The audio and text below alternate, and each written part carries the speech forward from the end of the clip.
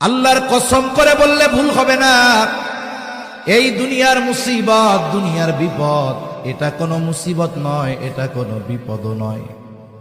চোখ দুটা যখন বন্ধ হয়ে যাবে, দুনিয়ার মুসিবত আর মুসিবত থাকবে না। আসল মুসিবত তো কিয়ামতের দিন। ওই মুসিবতের দিন দুনিয়ার কেউ আমার আপনার পাশে থাকবে না। কি হবে ওই দিনের অবস্থা? আল্লাহ তাআলা কোরআনুল কারীমের মধ্যে একটা চিত্র তুলে ধরে বলেন, ইয়াউমা ইয়াফিরুল মারউ মিন আখিহি ওয়া উম্মিহি ওয়া আবিহি ওয়া সাহিবাতিহি ওয়া বানিহি লিকুল্লি ইমরিইন মিনহুম ইয়াউমাইযিন শা'নুন ইউগনি।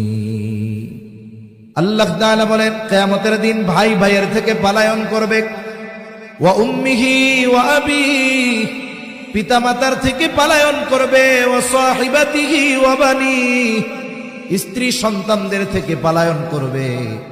অথচ এই দুনিয়ায় একটা মানুষ মা বাবার চেহারা দেখলে অন্তর শীতল হয়ে যায়, সন্তানের বাবা ডাক শুনলে হৃদয়টা শীতল হয়ে যায়, স্ত্রী সন্তানের চেহারা দেখলে চক্ষু দুইটা শীতলতা লাভ করে।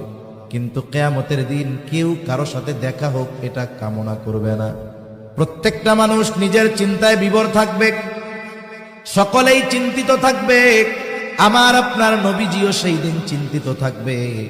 সবাই চিন্তিত থাকবে নিজের জন্য, আর নবীজি চিন্তিত থাকবেন তার উম্মতের নাজাতের জন্য।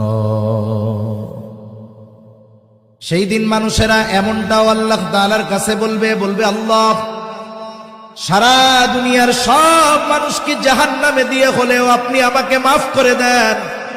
সেই দিন সকলে নিজের নাজাতের চিন্তা করবে, নিজে বাঁচার চিন্তা করবে। আর ওই দিন নবী কি করবে? একবার নবীজি দৌড়ায়া চলে যাবেন হাউজে কাউসারের কাছে। না জানি তার কোনো উম্মত পানি পানে মাহরুম হয়ে যায়। আবার দৌড়ায়া চলে যাবেন পুলসিরাতের কাছে। না জানি কোনো উম্মত পুল পাড়ি দিতে ব্যর্থ হয়ে যায়। আবার দৌড়ায়া চলে যাবেন জাহান্নামের কাছে। না জানি কোনো উম্মতকে জাহান্নামে দিয়ে দেওয়া হয়। আবার একবার চলে যাবেন মিজানের কাছে। না জানি কোনো উম্মত ওজনে ধরা পড়ে যায়। আবার যখন সুপারিশ করার দরকার, আল্লাহ তাআলার কাছে সে বারবার উম্মতের জন্য সুপারিশ করতে থাকবে। সব নবী সবাই জান্নাত অভিমুখে রওনা হয়ে যাবে, জান্নাতের দোরগোড়ায় পৌঁছায় যাবে। জান্নাতের দরওয়াজা বন্ধ। জিজ্ঞাসা করা হবে, কি ব্যাপার, জান্নাতের দরজা খোলো না কেন? জান্নাতের পাহারাদারেরা জবাব দিবে, যিনি আসলে খোলা হবে, তিনি আসেন নাই। কে সে?